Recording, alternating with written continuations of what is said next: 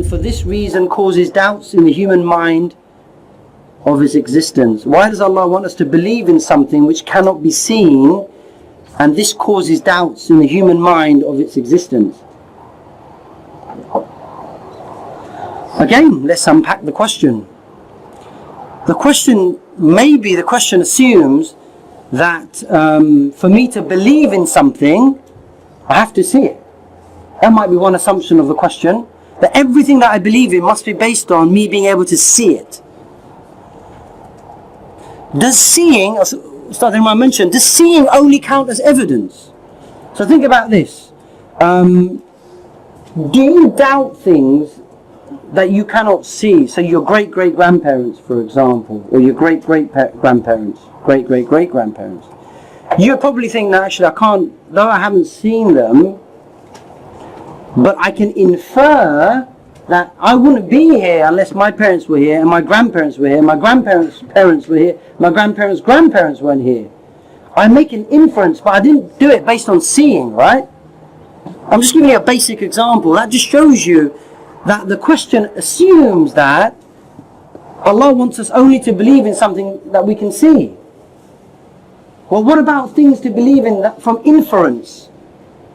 Yeah?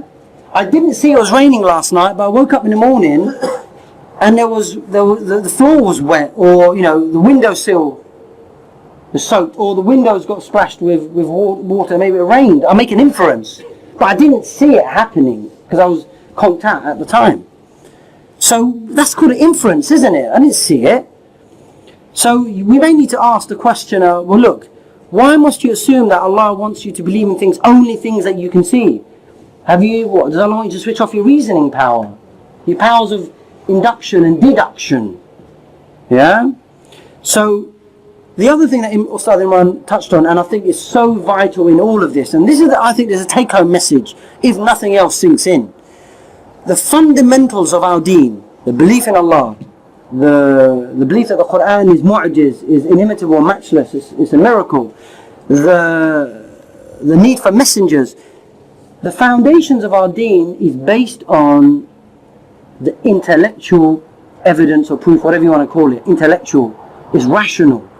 Now the things that come out of that foundation, so things like, once you establish that Allah exists, the Quran is a miracle, and the need for messengers, the things that these three foundations tell us to believe in will also be rational. Why? Because the asas, the foundation, is now rational. So now the Quran tells us to believe in things that are unseen. But that's not irrational. Why? Because the source that it's coming from, the Quran, we believe is can be proved by the mind that it's from Allah subhanahu wa ta'ala. So once the asl is sound, then what the asl contains, the source contains, is also sound. So that's our argument. We have that kind of foundationalism. Yeah? So Allah is telling us, and His Messenger alayhi afdal salatu wa taslim, that you know what, when you die, this is what's going to happen. And you know what? There's a world where there's angels, there's jinn, and so on and so on. So all the unseen, this is still just as real as this table. They're just as real. But one is within the domain of my senses, and one is not in the domain of my senses. But because it's not within my senses, I can't infer that therefore that's not true. So yes, only if we assume that empiricism and the five senses is the only way to get truth and knowledge, like this culture tells us to believe in, then we're going to think, why doesn't Allah just throw everything in front of our face? So you see, we live in a materialist world, isn't it? The material things are what's accentuated. The senses and the sensual is what's important and emphasized. So whatever's important to your senses, that alone is what's important. But who said that? Who said that? It's the culture that teaches us that your senses is the most important thing. But we've also got inference and deduction, isn't it? There are things that we infer that's out there, that's true, even though we haven't seen it with our own eyes. So why does Allah want us to believe in something which cannot be seen? Well, why assume that only the senses alone establishes something for you as being true? Yeah? So maybe your doubts are created by misunderstanding the nature of the kind of things that exist and how they can be proven. Yeah? Does that make sense? So, again, break down the assumption of the question. Why does Allah want us to believe in something? Why must Allah show you everything with fireworks?